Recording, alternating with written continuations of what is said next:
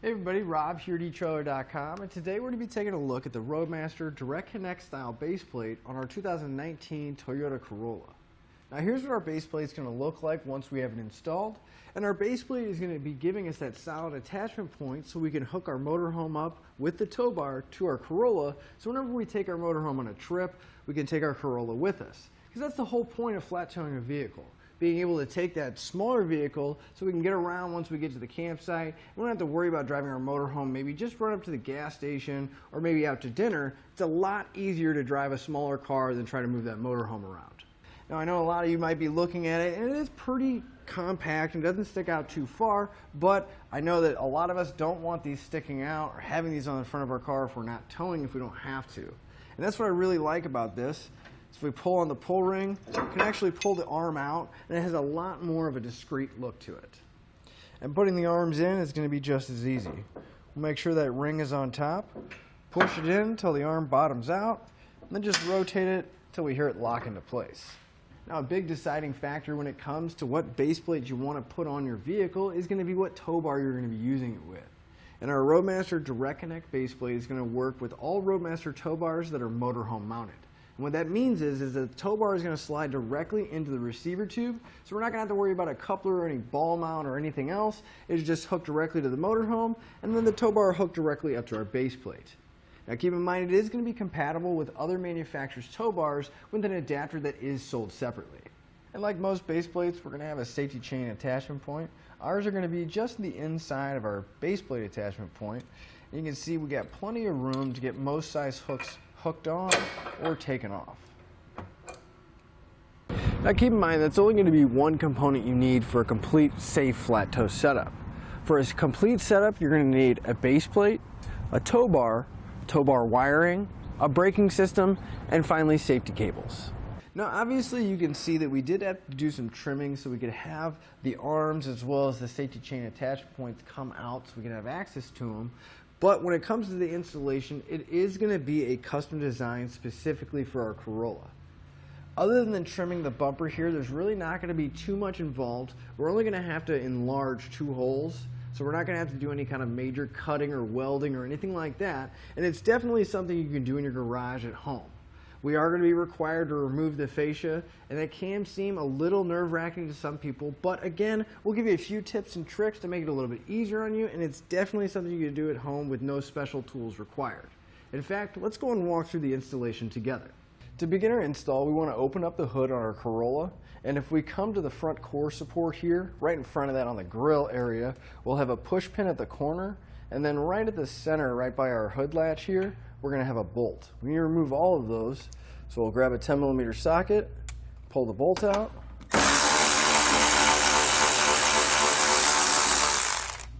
and then for our push pins, if we look real close, we're going to have a notch going all the way around the edge. You want to get a flat blade screwdriver or a trim panel tool, and you want to come underneath the notch on the edge to pop up that center section. That'll loosen up the tension, and then we can get underneath the base of it and pull the rest of the clip out. And we'll do the same thing on the other corner. Now we want to move to the front wheel well in the front of the tire. About halfway up we'll find a push pin fastener, and then right about where the fender meets the fascia we'll have another really small one. Now it may be difficult to see, but there is a notch on that really small push pin, and it's going to work just like the one under the hood. So you get a flat blade screwdriver, trim panel tool. You want to come underneath the notch, and again it's kind of hard to see, it is really small, but we want to bring that notch out so the center pops out, then we can pull the rest of the push pin out with it. Then on this lower one, it's going to work a little bit differently. This time we want to grab a flat blade screwdriver and we want to rotate the push pin to where that notch in there is going side to side. So you make sure it turns to where it's going side to side. Then we can take our trim panel tool and we'll pop that push pin out. Just pull it all the way out. We'll just grab the piece of the fascia and kind of push that clip so it's not grabbing it as tight anymore. Now that these two are out, we want to move to the other side of our vehicle and pull the other two out as well. We want to move underneath the front of our Corolla now. Now if we come to the very front corner, right in front of the front tire, The very outer bolt we're going to need to remove.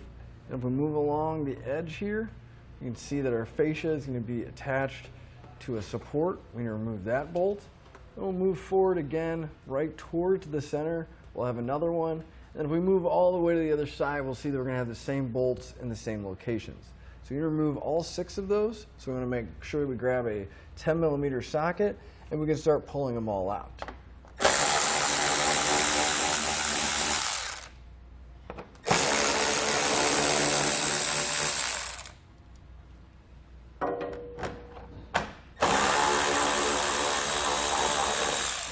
At this point, we can get ready to pull the fascia off. Now, I definitely suggest getting an extra set of hands because it's not that it's heavy, but it is rather large and we don't want to drop it and cause any damage. But we're going to start right at the corner of our fascia where it meets the fender. You want to grab it and just start slowly pulling outward, releasing those clips. But again, you want to make sure you have a firm grip because once we get it loose to about the headlight, it's going to get real loose. There's not a lot holding it on anymore. You may need to kind of work it loose a little bit. But before you pull it too far away, you want to double check, make sure there's no electronics that need to be disconnected. Because over here on the driver's side, we're going to have a connector. You just squeeze in on the tab. We can unplug it. Now you want to make sure you get the fog light on the passenger side as well. And then we're going to have a connector that's going to be right behind the Toyota symbol. So we'll just push in on that tab, disconnect the connector, set the fascia aside.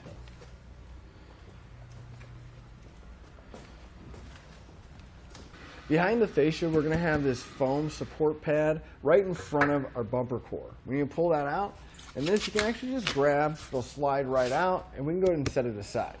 Now, with the foam moved out of the way, it'll expose 2 holes that are going to expose the nuts that are mounting the bumper beam to the frame.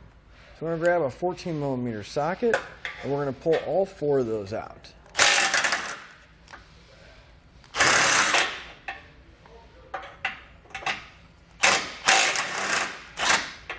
You're going to make sure you get the nuts loose. You kind of reach in from the side and get them taken off. And then once you have all 4 of them loose, we can grab the bumper beam and we can loosely take it off. But you do want to pay attention because you may have some wiring that's attached up here. If you do, you want to take a screwdriver and pop those out before you pull it out too far. So we'll pull the bumper beam off and we can set this aside. Now on the driver's side only, we may have this extra section of framing. If we do, we'll have a push pin right here. Just like all the other ones, we'll pop out the center section first, take the tension off, and pop out the center of the base. Now on the side of that framing, we're going to have 4 holes, and that's going to expose the 4 bolts that are holding it to the frame. So we're going to use that same 14mm socket and pull all 4 of those bolts out.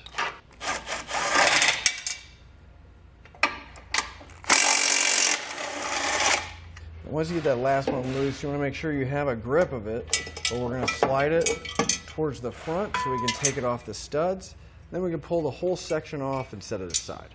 Now on each side of the radiator, we're going to have these plastic air dams. Now these are going to be in the way for our main receiver brace to go in place, so we want to pull them out. They're just going to be held in by some clips, so we should be able to grab them, possibly just kind of rotate it up, twist them, and pull them out. It's just going to be these plastic clips holding it in these holes. It's going to be the same way on the other side, so we'll grab that one and pull it out as well. At this point, we want to grab our main receiver brace. Now you want to make sure that the long tabs with the oval hole are facing towards the front and that they're on the top of the crossbar. That's how you know it's going to be in the correct orientation. If we look on the side here, we'll have this tab that's going to be kind of long going towards the back of our Corolla. This tab needs to be on the inside of this toe loop here. We want to make sure the larger tabs going up are on the inside of that frame rail. So just kind of loosely guide it in. Now you may be able to get one side in pretty tight and pretty close, but if you come to the other side, you may notice that it's a little bit of a tight fit because of that lip on that toe hook. So we may have to get a pry bar, kind of flex it and push in at the same time so we get everything in place. Now to kind of help keep everything in place while I'm working on getting the other side in, I'm going to take the 1/2-inch bolt from our kit along with that large plate washer. I'm going to go through the toe loop and then through the other side And then we can just take a 1/2 inch nut and real loosely get it tightened on there. That way it'll at least just hold the bracket in place and we don't have to worry about it completely falling. So again, just hand tight, more of a temporary hold for right now. And then we'll move to the other side, get our pry bar, and squeeze it all in place. Now that we have both sides loosely in place, we want to grab those bolts that we're using to temporarily hold them. I want to make sure you put a thin bead of Loctite over the threads. And we'll follow it up with that plate washer. We're going to go through the toe loop, making sure it goes all the way through the base plate on the other side. Then we want to follow it up on the inside with a flat washer, and then a split lock washer. And then finally we'll take that hex nut and make sure it's nice and secure. Now that's going to be the same combination, so we need to move back over to the other side and take out that nut and then put in the full combination of hardware along with the Loctite. So now if you notice on the front of our splash shield here that the bolt and our base plate are actually going to interfere right at this corner. So what we can actually do is we just take a pair of cutters. We can actually just cut that entire tab. Then if we just come up to where it comes at the corner and just cut that tab off, now that splash shield can go back in place and it's not going to interfere with the base plate right here. Now you want to make sure you cut that tab off on both sides so we won't have any kind of interference. At this point we want to grab our crash bumper or the bumper beam and we want to loosely put it back in place. So we'll line up the bolt holes, get it to where we can slide it back in. And you want to make sure you get at least one nut on each side to hold it in place. Maybe a little difficult to do it by hand, so if you can get an extension and use the extension and socket to get it started. But again, you just need to make sure you get at least a couple threads on each nut, one on each side. That way the bumper beam will support itself and we don't have to worry about it falling down. Now that we have our bumper beam loosely in place, we want to grab the U-bolt out of our kit. Now you'll notice that we're going to have two holes in that bottom plate that's real close to the bumper beam on the main receiver brace, and we want to drop the U-bolt over the bumper beam itself to where it's going to be pretty close to lining up. Then we want to lift up the main receiver brace so it's nice and tight against the bumper beam. We'll slide a flat washer over, and then we want to take a hex nut, and for now, again, just really loosely get it on there so we can get our bumper beam and main receiver brace as close together as we can, but you do want to make sure both legs of the U-bolts are sticking through. So we'll get a couple threads started and we can put our other washer and nut in place. Now we're going to want to make sure that we snug these up so that the main receiver brace is nice and flat against our bumper beam. So I'm going to use a 19mm ratcheting wrench. You can use a 3/4 or a 19mm, but because of the limited space, I'm going to use a ratcheting wrench rather than a socket. But you do want to kind of alternate going back and forth. That way when it draws it up evenly.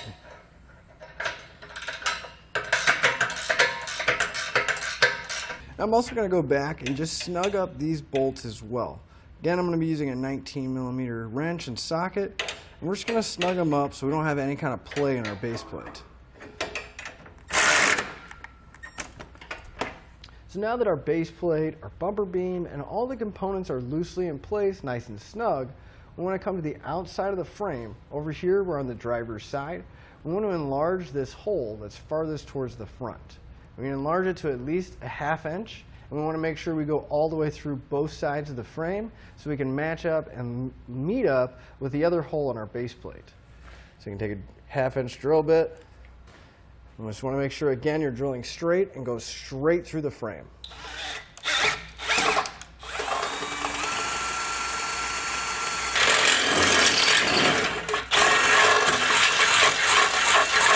Once we have that drilled through, we want to grab the long bolt out of our kit. Again, put a bead of Loctite on there, grab our large plate washer, slide it over the bolt. We're going to pass it through, making sure it goes all the way through to the other side. But once you have your bolt through, you're going to put on a flat washer, follow it up with a split lock washer, and then finally secure it down with a hex nut. Now this is going to be the same combination and location of the hardware we're going to use on the other side. So we're going to go ahead and repeat that, drill the hole, and put all of our hardware in place. Now with our base plate in place, we want to make sure all of our bolts are nice and snug. So if you didn't already, we're going to snug up the 1/2-inch bolts at the bottom, and then on top that's holding the main receiver brace in place. And we'll go over to the other side and snug the other two up as well. At this point, we're going to need to remove the U-bolt from our main receiver brace and the bumper core. We're going to pull the bumper core back off, because if you remember, we actually have to put this side framing piece in first because it goes over the studs. So we're going to loosen those parts, put this back in place, and then we can reassemble our bumper core and put that U-bolt back in place as well. And it may help if you use an extension and a 14mm socket to get those bolts started, since they're recessed and be kind of hard to start with your fingers.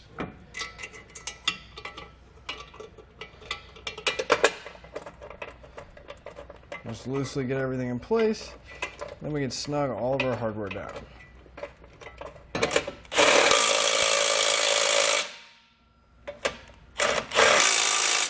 Now we're going to put our bumper beam back in place, make sure everything's lined up. This time, whenever we put our U-bolt back on, we want to make sure that we put Loctite on before we tighten everything up. At this point, I want to come back with a torque wrench, and we're going to torque all of our hardware down to the specified amount in the instructions. You want to make sure you go back and repeat that for all of your remaining hardware. Now with everything tightened down, at this point we can put our fascia back on. Just keep in mind that you are going to have to trim so that we can have our safety chain connection points and the tabs coming out so we can get access to them. However, we have a few more components that we're going to be installing to complete our flat toe setup, so we're going to go ahead and move forward with that, but we will show you how to trim everything once we get to the point we're going to put the fascia back on. So at this point we have all of our components installed, so we're ready to put the fascia back on.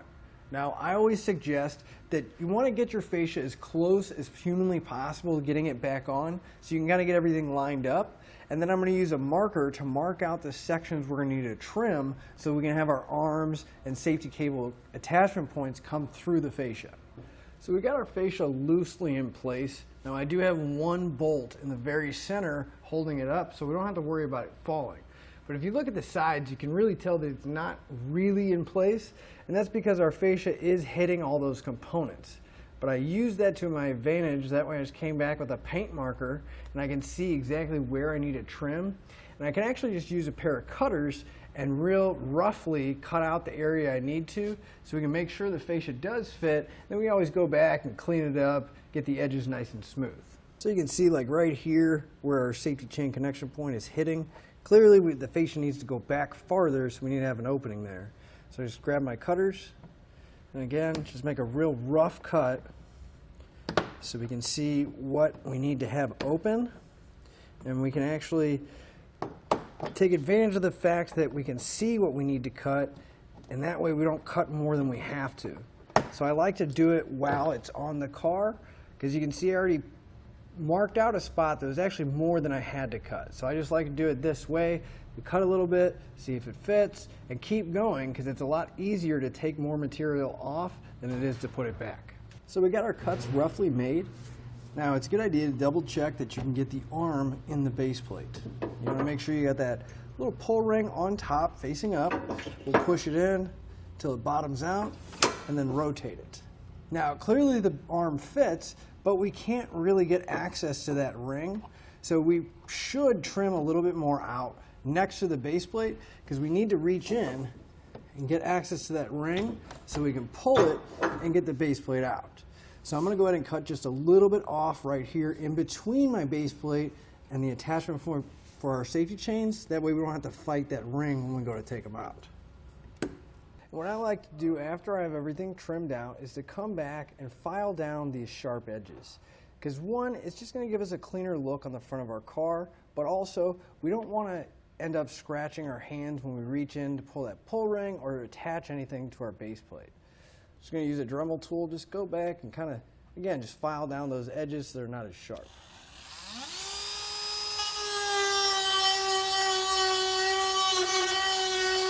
But once you have your fascia trimmed and it's back in place, all we need to do now is start reversing all the order, putting all those fasteners back in place.